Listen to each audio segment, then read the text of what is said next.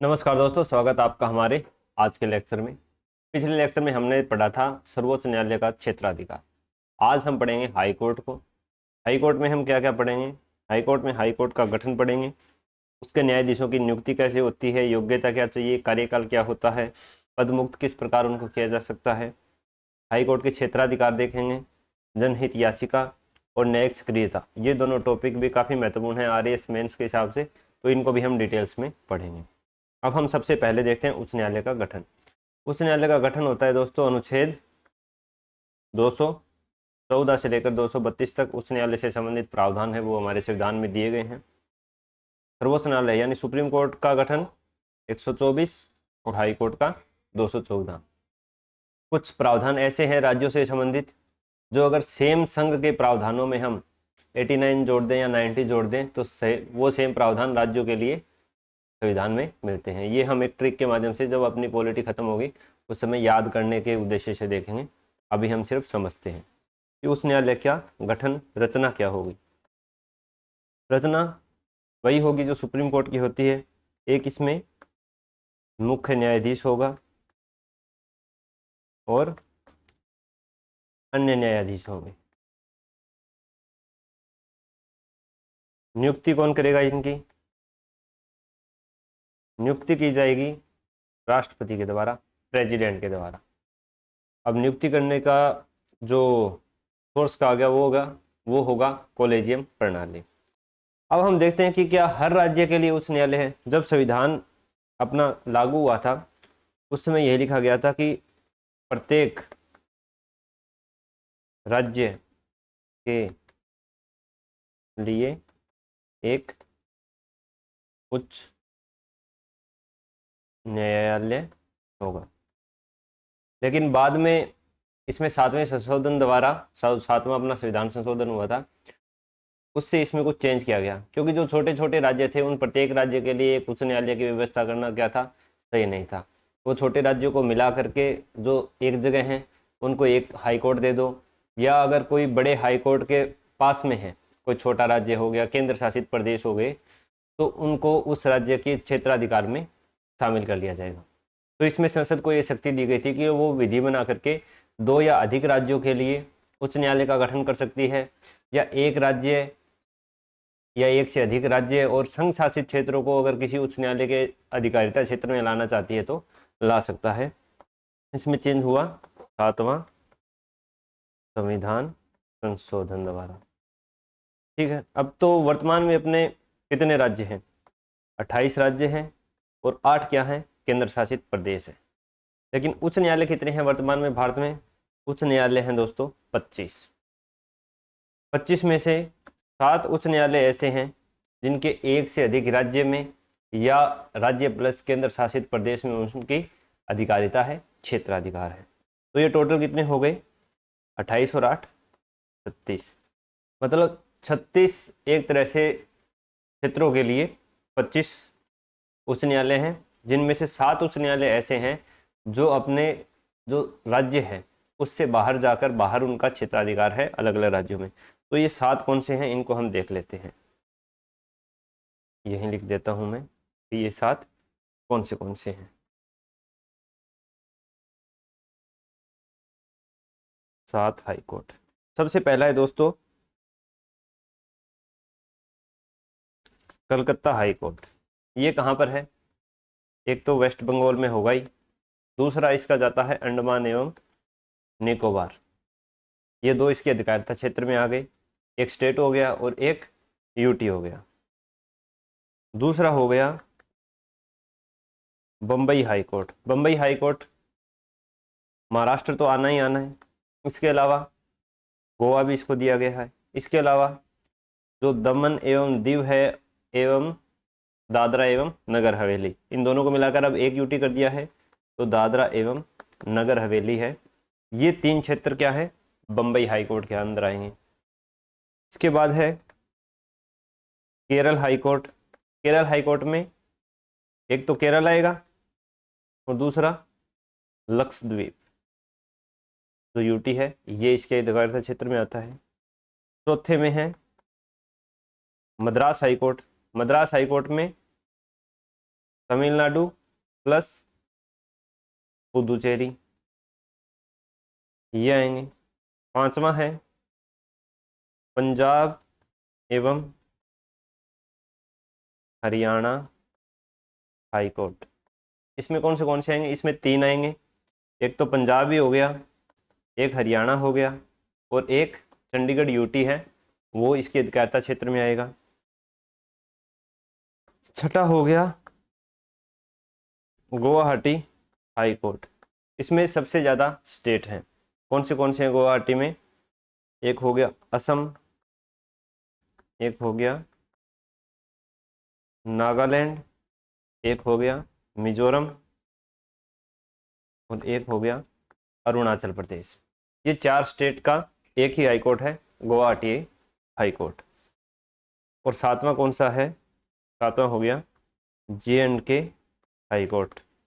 जो J&K UT है वो इसके अंदर आती है, और लद्दाख यूटी है, ये है, इन दोनों का हाई कोर्ट है ये। तो ये हो गए 7 हाई कोर्ट जो एक से ज़्यादा अधिकारिता क्षेत्र है।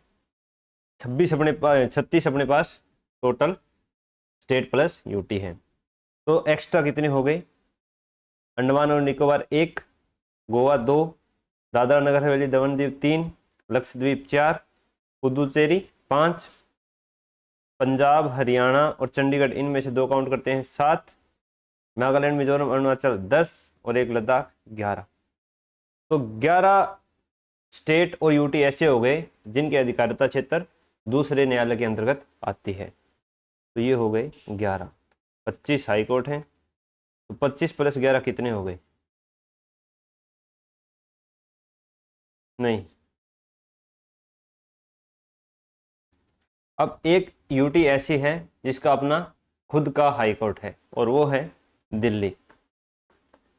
दिल्ली का अपना खुद का हाई कोर्ट है, Delhi high court, Delhi high court. ठीक है, तो ये 7 हाई कोर्ट ऐसे हो गए जो अपने स्टेट के अलावा दूसरे स्टेट या यूटी में अधिकार क्षेत्र रखते हैं। दिल्ली एक ऐसी यूटी है जिसका अपना खुद का हाई कोर्ट है, और फिलहाल तो J&K भी यूटी ऐसी हो गई जिसका अपना खुद का हाई कोर्ट है। ठीक है, क्योंकि J&K पहले स्टेट था। तो ये हो गई। अब हम देखते हैं कि इनकी रचना कैसे होगी। रचना वही मैंने आपको बताई थी कि एक होगा मुख्य न्यायाधीश, जैसे सुप्रीम कोर्ट में मुख्य न्यायाधीश होता है, और दूसरे होंगे अन्य। नियुक्तियां कौन करेगा? नियुक्ति करी जाएगी, नियुक्ति राष्ट्रपति के आदेश से। अब राष्ट्रपति आदेश कैसे देगा? वो कॉलेजियम पद्धति से देगा। उससे पहले हम जान लेते हैं कि एक हाई कोर्ट का जज बनने के लिए आपके पास क्या योग्यताएं होनी चाहिए। तो योग्यताएं, तो हाई कोर्ट का जज बनने के लिए आपके पास केवल 2 योग्यताएं होनी चाहिए। सुप्रीम कोर्ट के जज के लिए 3 थी, हाई कोर्ट के जज के लिए 2 है। एक इंडियन हो, भारत का नागरिक हो, और दूसरा कि भारत में न्यूनतम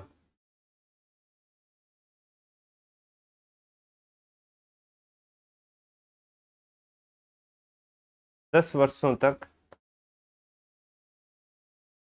न्यायिक पद पर रह चुका हो। 1 मिनट में इस 10 को देख लेता हूँ थोड़ा सा कि 10 ही है या और है।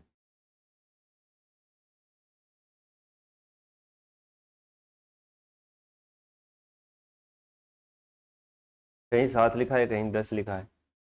10 ही है कि भारत में किसी भी क्षेत्र में कम से कम 10 वर्ष तक वह न्यायिक पद पर रह चुका हो।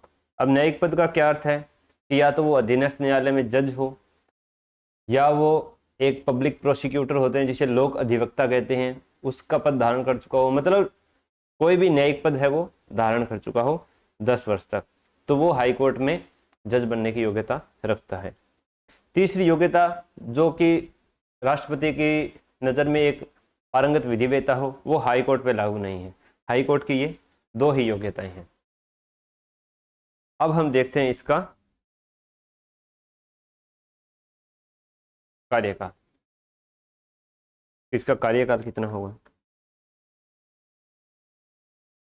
कार्यकाल में है 62 वर्ष तक की आयु तक। सुप्रीम कोर्ट के न्यायाधीश की थी 65 वर्ष तक की आयु, हाई कोर्ट के न्यायाधीश की है 62 वर्ष तक की आयु। ये आपको ध्यान रखना है। अब देखते हैं इनकी नियुक्ति, कि नियुक्ति किस प्रकार से होगी। इनकी नियुक्ति भी कॉलेजियम प्रणाली से होती है।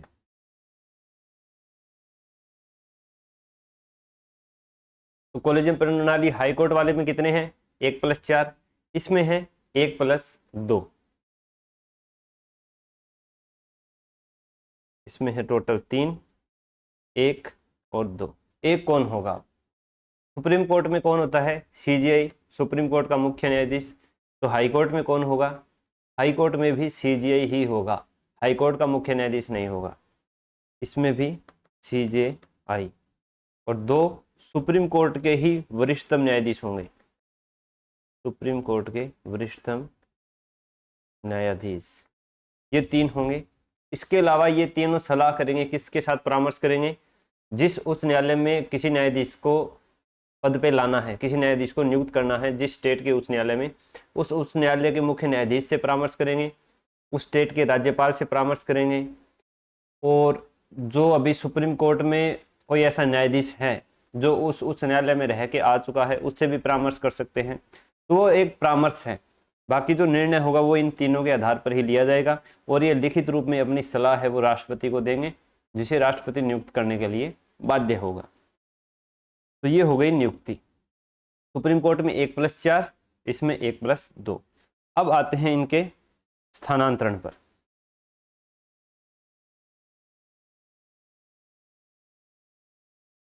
सुप्रीम कोर्ट के न्यायाधीशों का स्थानांतरण किस प्रकार से होता था?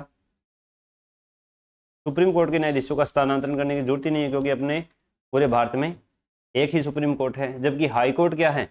25 हैं। अब उन हाई कोर्ट में आपस में न्यायाधीशों का स्थानांतरण, ट्रांसफर है वो किया जाता है। वो किस प्रकार से किया जाता है? वो भी एक कॉलेजियम सिस्टम है, एक प्रणाली है, उसी के आधार पर किया जाता है। इसमें कौन होंगे स्थानांतरण के लिए? इसमें 5 सदस्य होंगे कॉलेजियम में।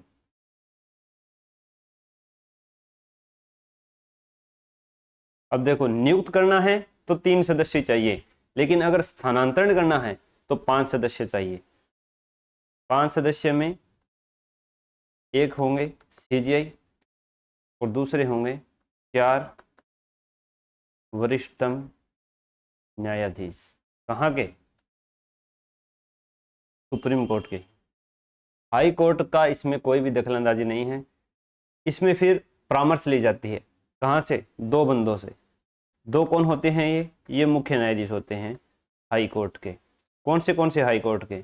एक तो उस हाई कोर्ट के जिस हाई कोर्ट से वो बंदा न्यायाधीश है वो जा रहा है, यानी जहां से स्थानांतरण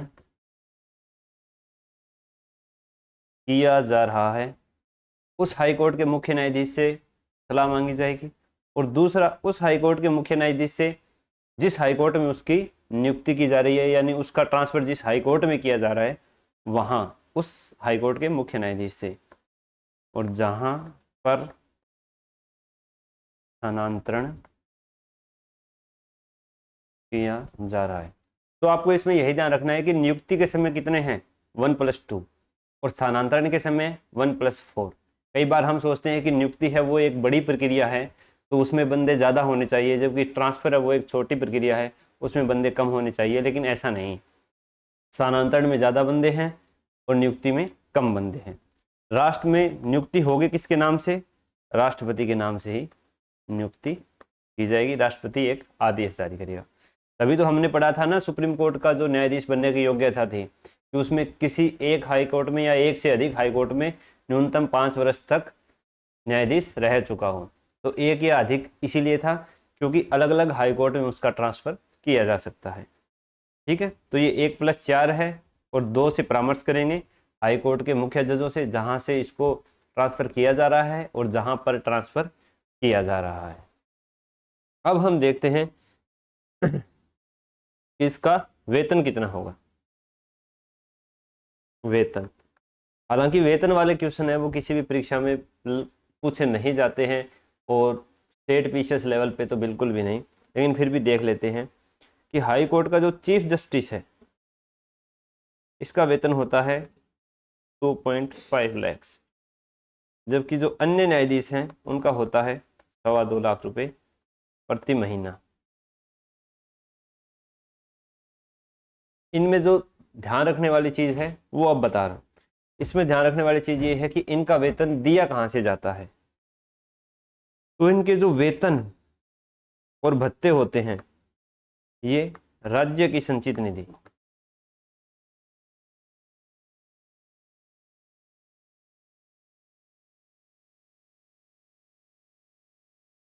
राज्य की संचित निधि पर भारित होते हैं, जबकि इनकी पेंशन है वो भारत की संचित निधि पर भारित होती है। अब ऐसा क्यों है? ऐसा इसीलिए है कि उनका ट्रांसफर होता है। अब आज एक राज्य में है तो उस राज्य की संचित निधि से उनको वेतन दिया जाएगा, कल उनका ट्रांसफर दूसरे राज्य में हो गया तो उनको दूसरे राज्य की संचित निधि से वेतन दिया जाएगा। अब फिर वो जब रिटायर हो रहे हैं तो उन्होंने काम तो किया है अलग अलग राज्यों में, तो ये तो है नहीं कि उनका जो अनुपात है उसमें बांटा जाएगा, ऐसा नहीं है। उसमें क्या है कि उनको पेंशन है वो भारत की संचित निधि से दी जाएगी। तो इसमें कई बार पूरा लिख देते हैं कॉलम में एमसीक्यू में कि उच्च न्यायालय के न्यायाधीशों का वेतन भत्ता और पेंशन राज्य की संचित निधि से दी जाती है। तो उसमें पेंशन जो है वो गलत है, अगर पेंशन साथ में दिया हो तो वो ऑप्शन गलत हो जाएगा। पेंशन राज्य की भारत की संचित निधि से और वेतन भत्ते राज्य की संचित निधि से दिए जाते हैं। दूसरा वही है कि कार्यकाल के दौरान इनके वेतन भत्ते हैं वो कम नहीं किए जा सकते।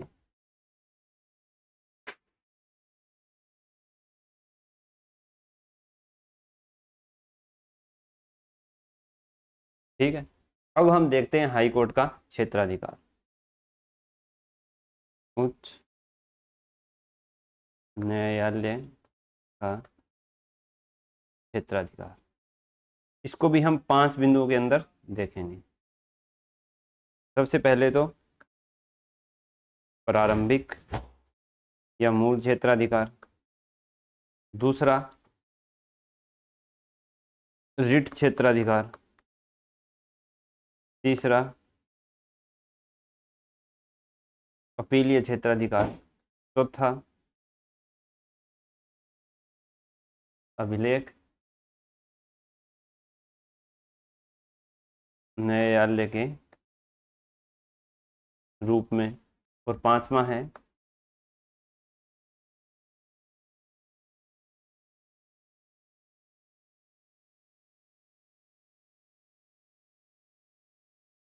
अधीक्षण क्षेत्राधिकार।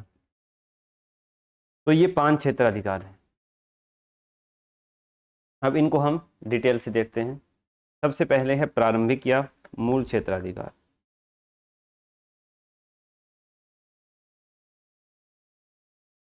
इसमें क्या होगा?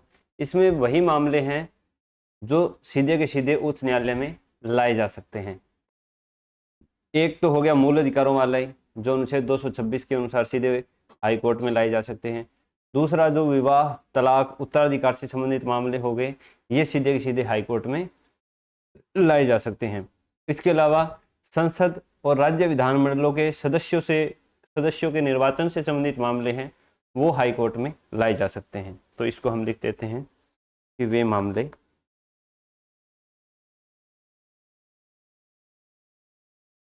जो सीधे हाई कोर्ट में लाए जा सकते हैं। कौन से हैं? एक तो हो गया विवाह, तलाक, उत्तराधिकार से संबंधित।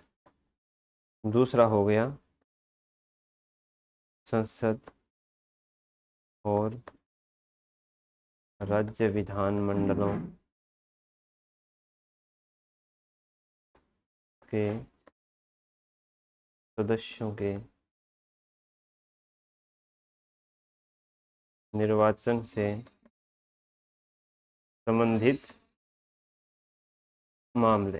सब्जी आ गई विधान सुने तो देखो कितनी देर में जा थोड़ा बहुत डिस्टरबेंस हो सके। तो ये दो मामले हैं, राष्ट्रपति और उपराष्ट्रपति के निर्वाचन से संबंधित मामले सुप्रीम कोर्ट में जाएंगे, संसद और राज्य विधानमंडलों के सदस्यों से निर्वाचन से संबंधित मामले हाई कोर्ट में जाएंगे। तो ये आता है हाई कोर्ट के प्रारंभिक या मूल क्षेत्राधिकार में। अब है रिट क्षेत्राधिकार। रिट क्षेत्राधिकार कहाँ दिया गया है? अनुच्छेद 226 में। इसमें वही 5 प्रकार की रिटें जो मैंने आपको मूल अधिकारों में पढ़ाई थी, उनका वर्णन करना है। 5 प्रकार की रिट। इसके अलावा हाई कोर्ट के पास अलग से क्या क्षेत्राधिकार है जो सुप्रीम कोर्ट के पास नहीं है? सुप्रीम कोर्ट केवल मूल अधिकारों का हनन होने पर रिट जारी करता है, इसके अलावा नहीं करता है। जबकि हाई कोर्ट है वो मूल अधिकारों के साथ साथ अगर कोई कानूनी अधिकार है या कोई और चीज़ है उसके अंदर भी रिट जारी कर सकता है। अब है कि रिट जारी करने का अधिकार क्षेत्र क्या रहेगा? अधिकार क्षेत्र राज्य के उच्च न्यायालय का जो अधिकार क्षेत्र है उसी के अंदर रिट जारी की जा सकती है, उसी के अंदर जो प्राधिकारी काम कर रहा है उसको रिट जारी की जा सकती है। लेकिन कई बार कुछ परिस्थितियों में ऐसा होता है कि दूसरे क्षेत्र में कोई अधिकारी रह रहा होता है, उसके खिलाफ भी रिट जारी कर सकते हैं, क्योंकि मान लो जिस समय कोई कार्य घटित हुआ उस समय वो उस राज्य में था लेकिन बाद में उसका ट्रांसफर दूसरे स्टेट में हो गया, तो फिर उसको भी रिट जारी हाई कोर्ट के द्वारा की जा सकती है। यानी जो कोज ऑफ एक्शन वहां पर जिस स्थान पर हुआ है अगर उस उच्च न्यायालय के क्षेत्राधिकार में, तो उसको हम दूसरे से कर सकते हैं। मोटरसाइकिल चलाती हो भाई, कहाँ चलाए। तो ये है रिट क्षेत्राधिकार। 5 प्रकार की रिट मैंने मूल अधिकार में पढ़ा रखी है, वहां आप देख लेना। इसके बाद है अपीलीय क्षेत्राधिकार। अपीलीय क्षेत्राधिकार में वही है कि आप जो अधीनस्थ न्यायालयों में कोई मामला गया है उसकी अपील है वो सुप्रीम कोर्ट में कर सकते हो। अगर अधीनस्थ न्यायालय ने किसी को मृत्युदंड दिया है किसी भी मामले में, तो वो मृत्युदंड है वो सुप्रीम जो हाई कोर्ट है जब तक उस पर विचार नहीं कर लेगा तब तक उसको मृत्युदंड नहीं दिया जाएगा। उसकी अपील करने की भी जरूरत नहीं है। मृत्युदंड का मामला है वो हाई कोर्ट है, उस पर विचार करेगा ही करेगा। इसके अलावा आप जो अधीनस्थ मामलों के खिलाफ अपील है वो हाई कोर्ट में कर सकते हो। इसके बाद आता है अभिलेख न्यायालय के रूप में। अभिलेख न्यायालय के रूप में इसको हम बाद में जब स्टेट पॉलिटी पढ़ेंगे अपनी तब भी हम डिस्कशन करेंगे इसका। अभिलेख न्यायालय के रूप में यही है कि हाई कोर्ट के सभी निर्णय हैं उनको संग्रहित रखा जाता है ताकि वो अधीनस्थ न्यायालयों में लागू किए जा सकें, उन निर्णयों के आधार पर फैसले लिए जा सकें। दूसरा, न्यायालय अपनी अवमानना के लिए दंड दे सकता है, वही न्यायालय अवमानना अधिनियम 1971 के आधार पर जो सुप्रीम कोर्ट में मैंने बताया था वही सेम है, उसको दंड देने का अधिकार है। अब जो सबसे अलग आता है सुप्रीम कोर्ट से, अधीक्षण गलत लिख दियो भाई, ये सही है नहीं, अधीक्षण का क्षेत्राधिकार। अब अधीक्षण 2 प्रकार का होता है, एक होता है न्यायिक अधीक्षण, एक होता है प्रशासनिक अधीक्षण। तो न्यायिक अधीक्षण तो सुप्रीम कोर्ट का हाई कोर्ट पर भी है, हाई कोर्ट का अधीनस्थ न्यायालयों पर है। लेकिन जो प्रशासनिक अधीक्षण है वो सिर्फ हाई कोर्ट अधीनस्थ न्यायालयों पर रखता है। सुप्रीम कोर्ट हाई कोर्ट पर प्रशासनिक नियंत्रण नहीं रखता है। हाई कोर्ट अपना प्रशासन चलाने के लिए स्वतंत्र है। चलो थारगन को नहीं आना, ये बात सही है। इसके अलावा हाई कोर्ट है वो अपने अधीनस्थ न्यायालयों के लिए किसी भी प्रकार की फीस वगैरह है वो डिसाइड कर सकता है। उनका जो प्रारूप क्या होगा शिकायतें दर्ज कराने का या कोई और जो लीगल चीज़ होती है उनके लिए, तो ये अधीक्षण का क्षेत्राधिकार है जो हाई कोर्ट अपने अधीनस्थ न्यायालयों पर करता है। इसको हम लिख लेते हैं, अधीक्षण का क्षेत्राधिकार हाई कोर्ट अपने क्षेत्राधिकार में आने वाले सभी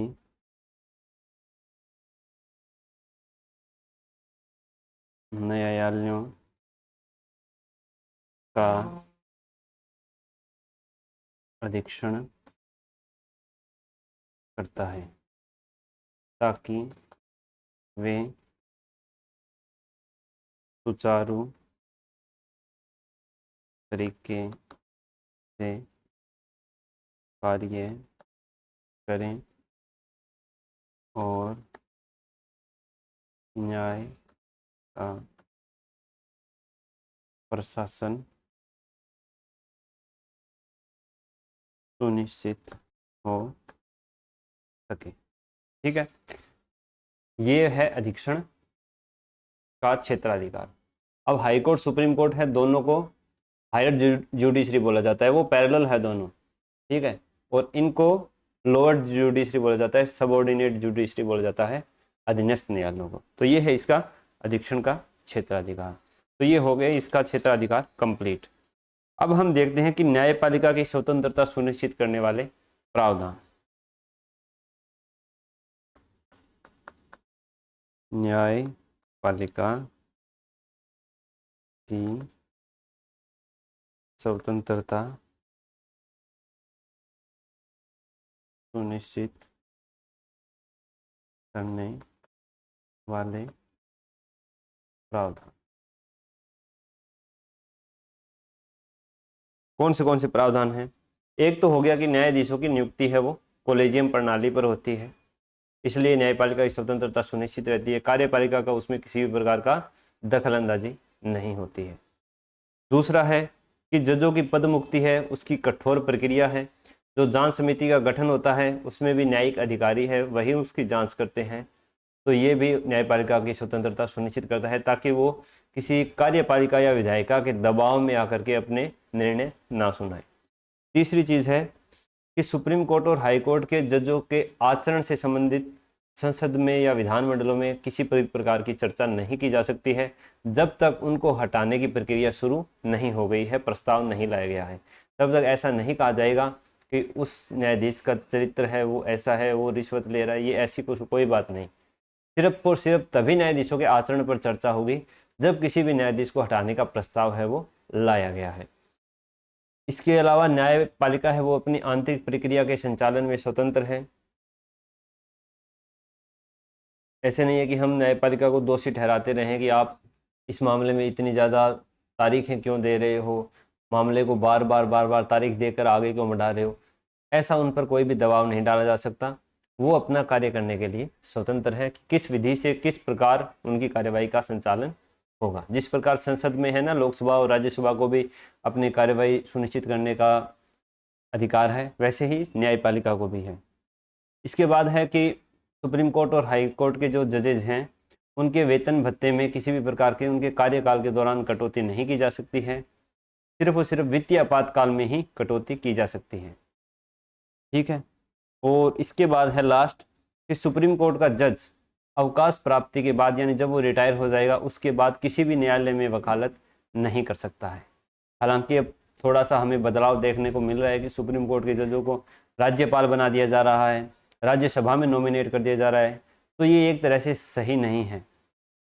ये इसमें न्यायपालिका को उनके जजों को खुद सोचना चाहिए। और जो हाई कोर्ट का जज है वो कहाँ वकालत कर सकता है? वो सिर्फ और सिर्फ सुप्रीम कोर्ट में वकालत कर सकता है या उन हाई कोर्ट में वकालत कर सकता है जिसमें उसने कभी भी जज के आधार पर कार्य नहीं किया है। उसके लिए ये थोड़ी स्वतंत्रता दी गई है। सुप्रीम कोर्ट का जज कहीं भी वकालत नहीं, हाई कोर्ट का जज सुप्रीम कोर्ट में कर सकता है और जिन हाई कोर्ट में वो नहीं रहा है जज के पद पर उन हाई कोर्ट में कर सकता है। तो ये न्यायपालिका को स्वतंत्रता को सुनिश्चित करने वाले प्रावधान हैं। शॉर्ट में मैं पॉइंट में लिखवा देता हूँ, आप भी लिख लीजिए। एक तो हो गया कि नियुक्ति की कॉलेजियम प्रणाली। ठीक है, कार्यपालिका का हस्तक्षेप। दूसरी है पद मुक्ति की कठोर प्रक्रिया। और पद मुक्ति से हम देखते हैं कि क्या न्यायाधीश है वो त्यागपत्र भी दे सकते हैं। तो न्यायाधीश अपना त्यागपत्र है वो मुख्य न्यायाधीश को सौंपते हैं, मुख्य न्यायाधीश है वो राष्ट्रपति को सौंपते हैं। और जब उनका त्यागपत्र, जिस डेट को उन्होंने लिखा है कि मैं इस तारीख से पदमुक्त हो रहा हूँ, तो उस तारीख के बाद वो पदमुक्त, वो पद है वो रिक्त समझ लिया जा सकता है, तो वो त्यागपत्र भी दे सकते हैं। इसके अलावा पद मुक्ति की दोनों में वही है, विशेष बहुमत से पारित होना चाहिए, और अगर जांच समिति ने दोषी पाया है तभी वो मतदान है वो कराया जाएगा। इसके अलावा क्या हो गया, जजों के आचरण पर संसद, विधानमंडल में चर्चा नहीं की जा सकती। अवमानना के लिए दंड देने का प्रावधान भी न्यायालय को दिया गया है। दूसरा है आंतरिक प्रक्रिया के संचालन में स्वतंत्र हैं। तीसरा, वेतन भत्तों में कटौती नहीं की जा सकती कार्यकाल के दौरान। ये मैं कीवर्ड लिखा रहा हूँ, आप डिटेल में लिख सकते हो अपने नोट्स में। और वकालत करने पर रोक। सुप्रीम कोर्ट का जज है तो करेगा ही नहीं, हाई कोर्ट का जज है तो वो सुप्रीम कोर्ट में कर सकता है, और उन हाई कोर्ट में जिनमें वो नहीं रहा है उनमें कर सकता है। तो ये है न्यायपालिका की स्वतंत्रता को सुनिश्चित करने वाले कुछ प्रावधान। अब हम देखते हैं न्यायिक पुनरावलोकन, जुडिशियल रिव्यू। न्यायिक पुनरावलोकन,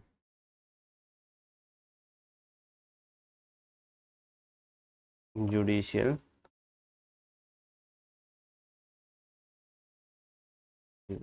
अब हमने इससे मिलती जुलती ही एक चीज पहले पढ़ी थी जब हमने सुप्रीम कोर्ट पढ़ा था। उसमें हमने पढ़ा था पुनरीक्षण याचिका, रिव्यू पिटीशन, और यह है न्यायिक पुनरावलोकन। अब देखने में तो दोनों एक ही जैसे लगते हैं कि दोनों में ही दोबारा अवलोकन किया जा रहा है ना, रिव्यू किया जा रहा है, री प्लस व्यू। लेकिन दोनों में अंतर ये है, मैं पहले बता देता हूँ आपको, कि जो पुनरीक्षण याचिका है, रिव्यू पिटीशन है, वो न्यायालय के किसी निर्णय पर पुनर्विचार के लिए दायर की जाती है। जबकि ये न्यायिक पुनरावलोकन है, ये न्यायालय खुद करता है अवलोकन। किसका?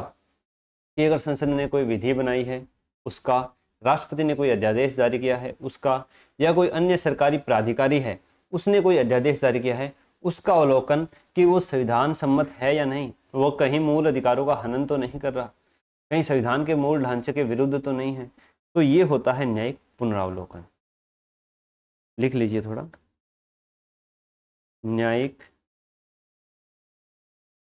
पुनरावलोकन न्यायपालिका की वह शक्ति है जिसके द्वारा वह विधायिका के किसी कानून या कार्यपालिका के किसी आदेश पर विचार करती है और यदि वह असंवैधानिक है तो उसे रद्द कर देती है। तो ये होता है न्यायिक पुनरावलोकन। अब न्यायिक पुनरावलोकन है ये भारत के संविधान निर्माताओं ने कहाँ से लिया? ये लिया गया है अमेरिका से। न्यायिक पुनरावलोकन ये हमने कहाँ से लिया है? ये अमेरिका से लिया है। अमेरिका में ये अपने आप विकसित हुआ है। वहाँ का जो सर्वोच्च न्यायालय है उसने कुछ न्यायिक व्याख्याएं इस प्रकार से की है कि वहाँ पर न्यायिक पुनरावलोकन का ये जो विचार है ये सृजित हुआ है। लेकिन हमारे संविधान निर्माताओं ने हमारे संविधान में ही इसको दिया हुआ है, प्रत्यक्षतः नहीं अप्रत्यक्षतः। कहाँ कहाँ पर दिया है? इसे दिया है अनुच्छेद 13(2) में विधि के समक्ष समता और विधि के समान संरक्षण में, और अनुच्छेद 32 में कि परमादेश वगैरह जारी करके हम किसी भी अधिकारी का आदेश है उसको रद्द कर सकते हैं या उससे पूछ सकते हैं कि उसने ऐसा आदेश क्यों जारी किया है जो किसी के मूल अधिकारों में कमी करता है। तो भारत में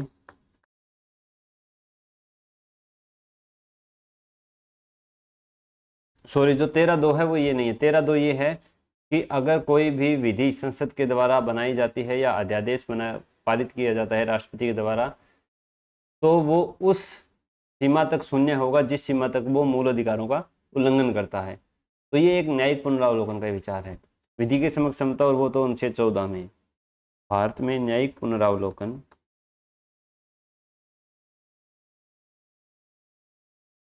का स्रोत संविधान में पाया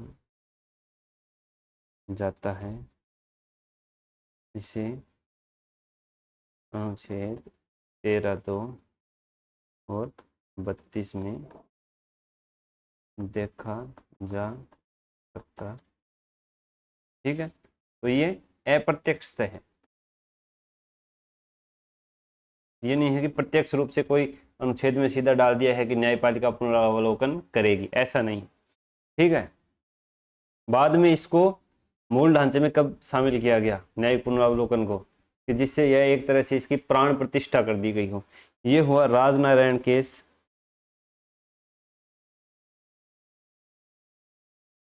1975 में, जिसमें सुप्रीम कोर्ट ने बोला कि न्यायिक पुनरावलोकन है ये संविधान का मूल ढांचा है और इसको बदला नहीं जा सकता। तो न्यायिक पुनरावलोकन संविधान का मूल ढांचा घोषित।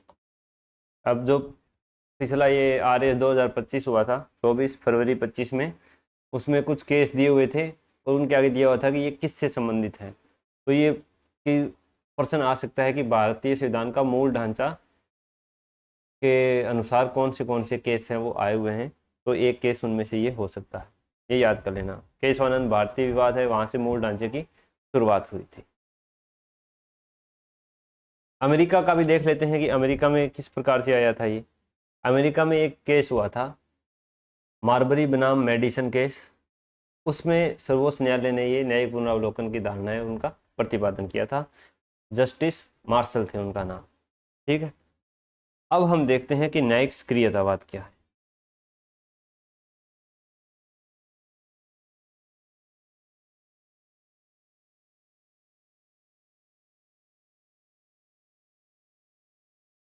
अब न्यायिक सक्रियतावाद का मतलब है कि न्यायपालिका का सक्रिय हो जाना। किन मामलों में? अपने मामलों में नहीं, विधायिका और कार्यपालिका के मामलों में भी सक्रिय हो जाना। उसका अपने क्षेत्राधिकार से आगे बढ़कर और विधायिका और कार्यपालिका के कामों में कुछ दखल अंदाजी करना है, वही न्यायपालिका की सक्रियता कहलाती है। और दखल अंदाजी ये एक पॉजिटिव वे में होती है, सकारात्मक वे में होती है, इसलिए इसको न्यायिक सक्रियता नाम दिया गया है। ये कब आए? ये आया हमारे 1990 के दशक में, जब गठबंधन सरकारों का दौर था। उस समय गठबंधन सरकारें बन रही थी, तो सरकार का जो मुख्य भूमिका थी, मतलब सरकार इसी में अपना समय गुजार रही थी कि किस प्रकार से सरकारों को स्थायित्व प्रदान करें। वो जमीनी स्तर पर कोई भी कार्य नहीं कर पा रही थी, देश का विकास था उस समय अवरुद्ध हो गया था। तो उस समय न्यायपालिका को सक्रिय होना पड़ा और कुछ ऐसे मामलों के ऊपर निर्णय दिया उन्होंने स्वयं संज्ञान लेकर के कि कार्यपालिका को निर्देश दें कि आप ये कार्य जनहित में कीजिए। तो ये न्यायिक सक्रियतावाद था, वो 90s की देन है। तो इसको हम लिख लेते हैं थोड़ा सा कि जब न्यायपालिका अपनी परंपरागत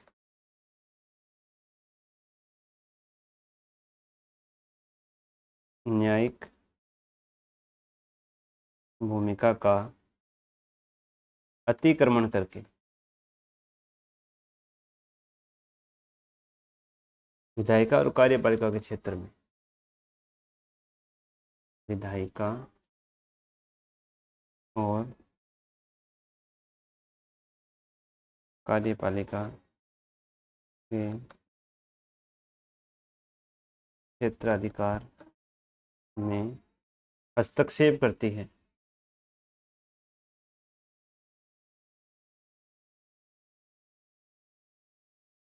तो इसे न्यायिक सक्रियतावाद कहते हैं।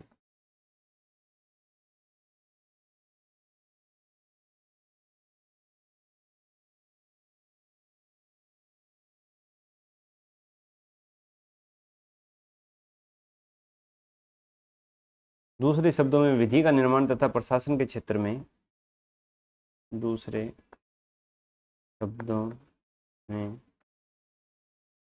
विधि का निर्माण तथा प्रशासन के क्षेत्र में न्यायपालिका के द्वारा किया गया हस्तक्षेप न्यायपालिका के द्वारा किया गया हस्तक्षेप न्यायिक सक्रियतावाद कहलाता है।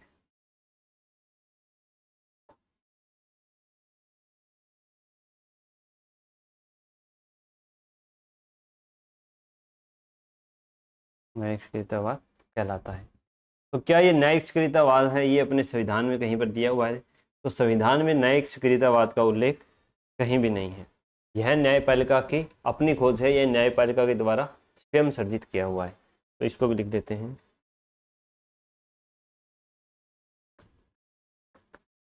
न्यायिक सक्रियतावाद का संविधान में उल्लेख नहीं है। यह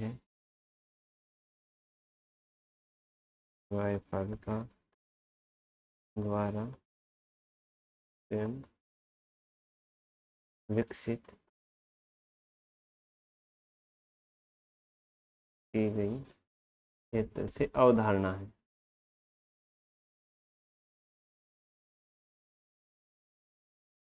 कारण तो मैंने आपको बता ही दिया। मुख्य कारण था कि ये 90s में आई थी कि कार्यपालिका और विधायिका की अक्षमता के कारण कुछ पर्यावरण प्रदूषण के मुद्दों पर, जहाँ पर मूल अधिकारों का उल्लंघन हो रहा हो।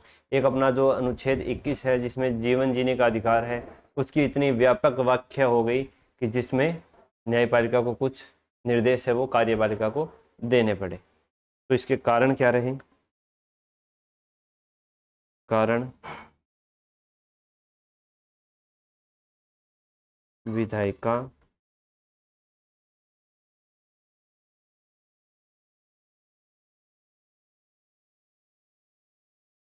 कार्यपालिका की अक्षमता के कारण।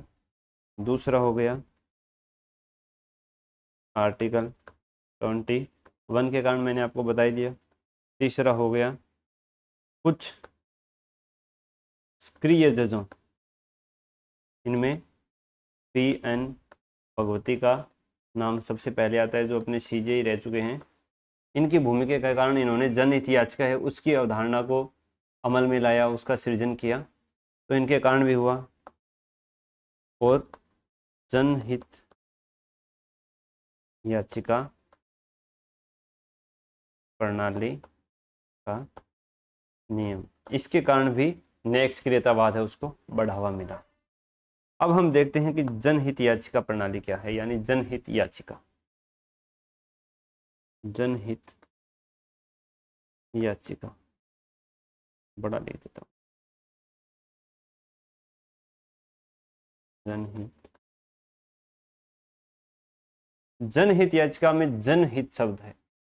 पहली बात तो यही हो गई, इसको PIL बोलते हैं, पब्लिक इंटरेस्ट लिटिगेशन, कि ये ऐसा मामला होता है जो जनहित का होता है। किसी एक आदमी दो आदमी का मामला नहीं है, किसी दो व्यक्तियों के आपस का मामला नहीं है, किसी गरीब अमीर का मामला नहीं है। ये नहीं है कि कोई गरीब आदमी है उसका कोई पर्सनल मैटर है तो उसको को हम उठा देंगे, नहीं। जनहित याचिका उसे कहते हैं जब कोई भी व्यक्ति या संस्था ऐसे मामलों को कोर्ट के सामने लाती है, उसका मामला दायर करवाती है जो जनहित से जुड़ा हो, लोगों के मूल अधिकारों से जुड़ा हो, जिसमें उसका खुद का कोई संबंध नहीं हो प्रत्यक्ष रूप से, वो होती है जनहित याचिका। ऐसे नहीं है कि कोई गरीब आदमी है उसको कोई पीट रहा है तो वो मुकदमा करने में अक्षम है या उसको पता नहीं है, जानकारी नहीं है, तो आप उसकी ओर से मुकदमा कर दोगे, ये नहीं है, ये जनहित याचिका में नहीं आता है। जनहित याचिका में मुद्दा जनहित का होना चाहिए, लोक महत्व का होना चाहिए, एक पूरा बड़ा वर्ग उससे प्रभावित होना चाहिए, तब वो जनहित याचिका में आता है। अब इसको हम डिटेल में थोड़ा लिख लेते हैं। इसके द्वारा जनहित के किसी विषय को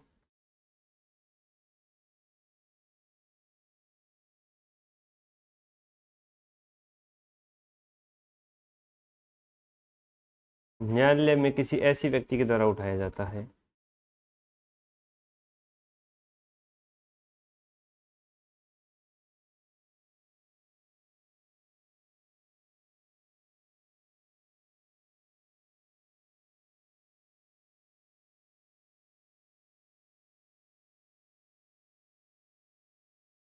जो स्वयं उससे संबंधित ना हो।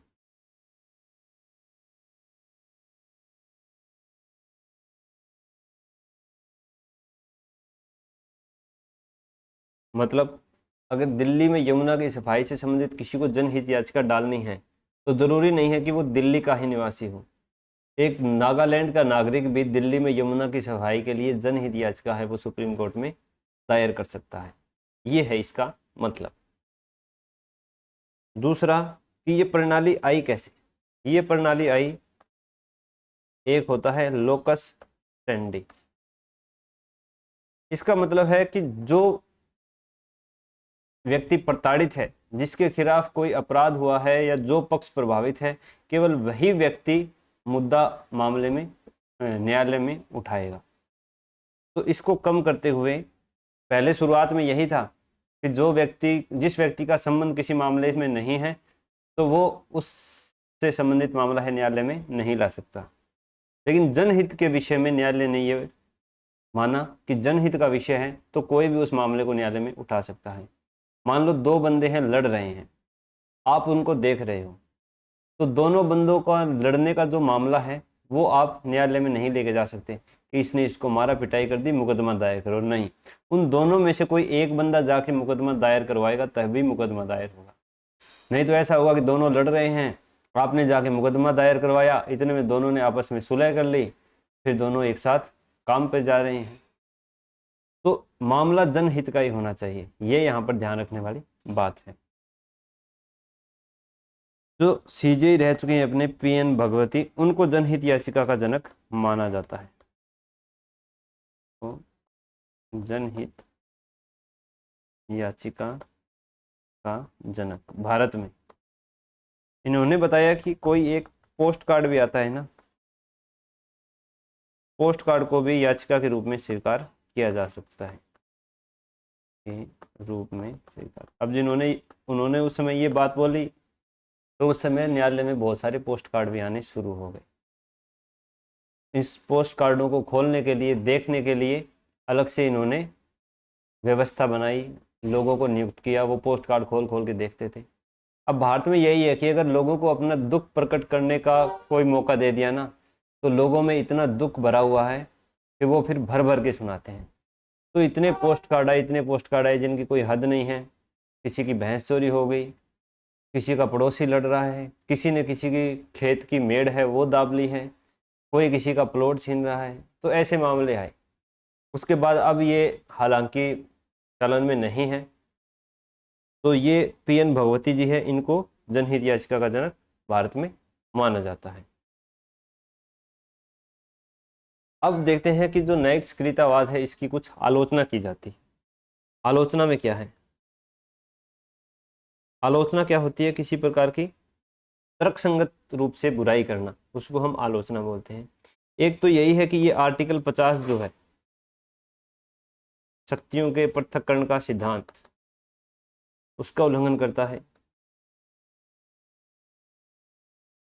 दूसरा कि इनसे विभिन्न संस्थाओं के बीच संघर्ष उत्पन्न होता है, न्यायपालिका कार्यपालिका के बीच, न्यायपालिका संसद के बीच।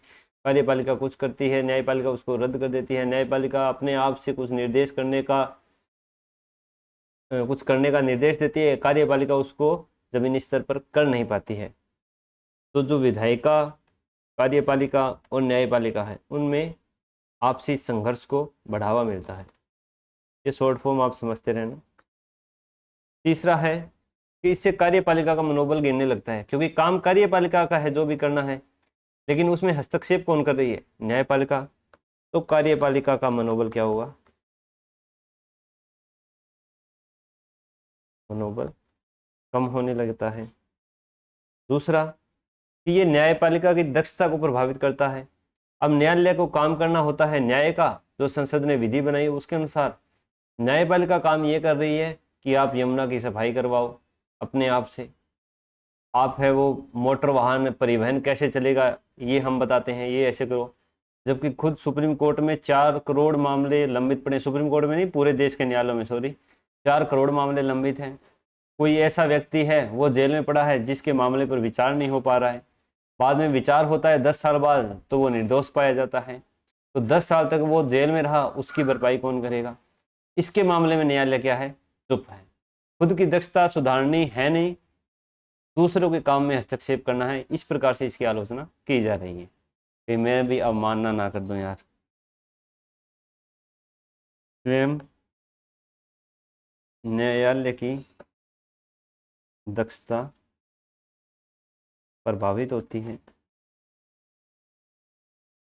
और वही है कि जो न्यायालय है वो जो लिखी हुई चीजें हैं कानूनी तौर पर, सिद्धांत के तौर पर, सैद्धांतिक पक्ष, थियोरेटिकल रूप से न्यायालय सोचता है कि किसी ने मुद्दा उठाया कि यमुना की सफाई करवानी है, इससे ये रोग फैल रहे हैं। अब न्यायालय निर्देश देगा कि इसको 2 महीनों के अंदर आप साफ करो। जबकि व्यवहारिक स्तर पर क्या होगा कि यमुना की सफाई करने के लिए बहुत सी अड़चनें आती हैं। उस समय जमीनी स्तर पर कार्य करने में 6 महीने 1 साल भी लग सकता है, क्योंकि व्यवहार में कोई काम करना इतना आसान नहीं होता है।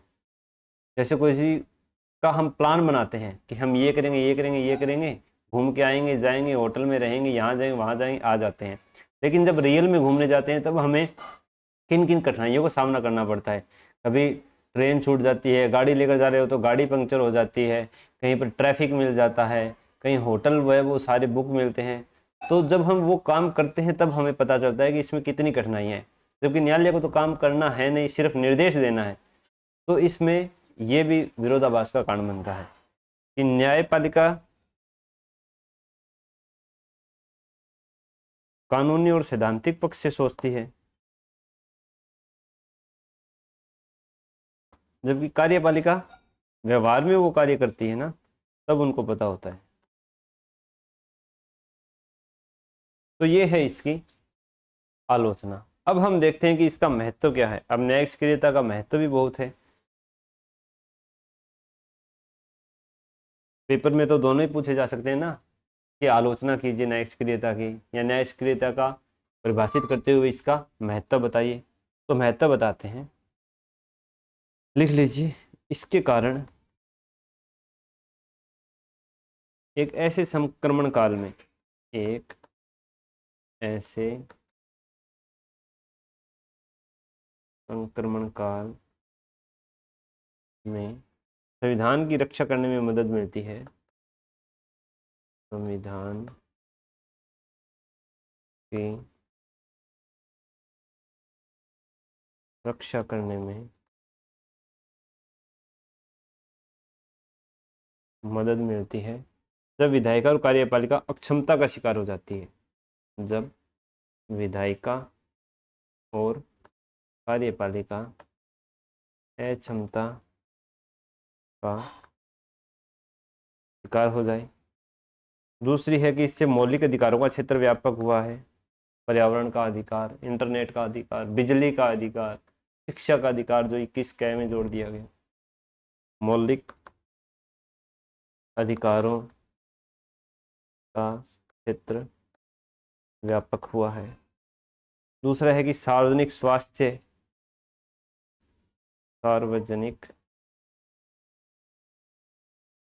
स्वास्थ्य में सुधार आया है।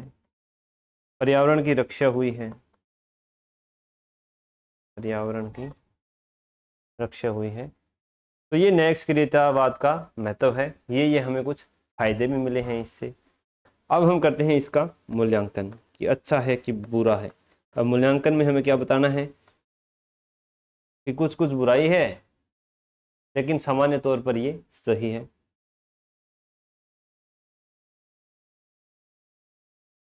अब ये इस रूप में इसको लोकतांत्रिक भी माना जा सकता है कि इसको जन स्वीकृति भी मिली हुई है। कहीं पर संसद में इसकी आलोचना भी नहीं होती है। सामान्यतः जो निर्देश न्यायपालिका द्वारा दिए जाते हैं तो कार्यपालिका के अधिकारी हैं वो इसका पालन भी करते हैं। मूल्यांकन भी लिखवा देता हूं मैं आपको पूरा कि न्यायिक स्वीकृतिवाद पर सिद्धांत अनेक आपत्तियां की जा सकती है। न्यायिक स्वीकृतिवाद पर सिद्धांततः अनेक आपत्तियां की जा सकती है लेकिन व्यवहार में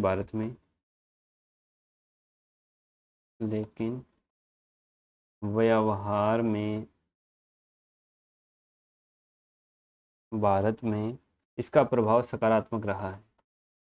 इसका प्रभाव सकारात्मक रहा है।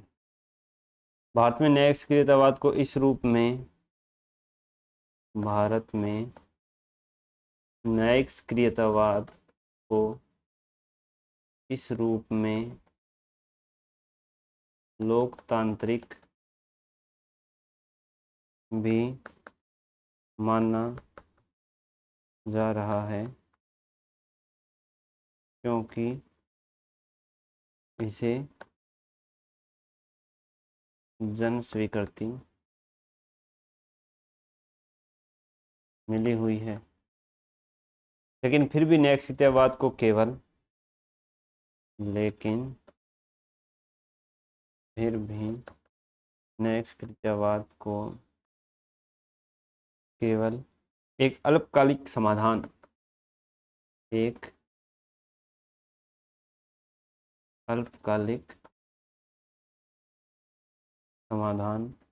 के रूप में ही सही माना जा सकता है।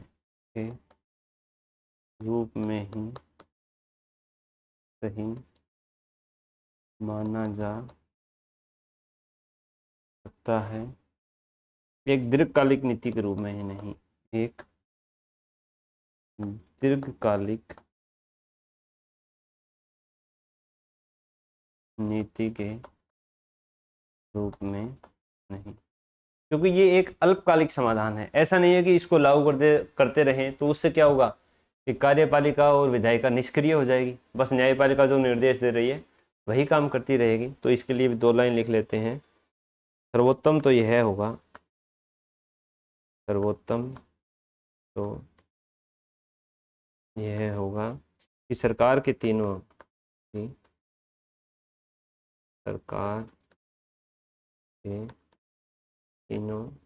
अंग कौन से विधायिका, कार्यपालिका और न्यायपालिका तीनों पर्याप्त मजबूत हों और अपना अपना कार्य सक्षमतापूर्वक करें। ठीक है, तो ये था हमारा आज का हाई कोर्ट टॉपिक। अधीनस्थ न्यायालय हैं वो हमारे सिलेबस में है नहीं, तो हम उनको नहीं पढ़ेंगे। इससे संबंधित अगर आपको कोई डाउट हो, अगर मैंने कुछ क्लास में गलत पढ़ा दिया हो, तो आप कमेंट में मुझे ज़रूर करेक्ट कर देना। अच्छा लग रहा हो तो उसके लिए भी अपने कमेंट में सुझाव दे देना। अपने दोस्तों को भी शेयर कर देना चैनल, और सब्सक्राइब कर देना। मिलते हैं नेक्स्ट क्लास में।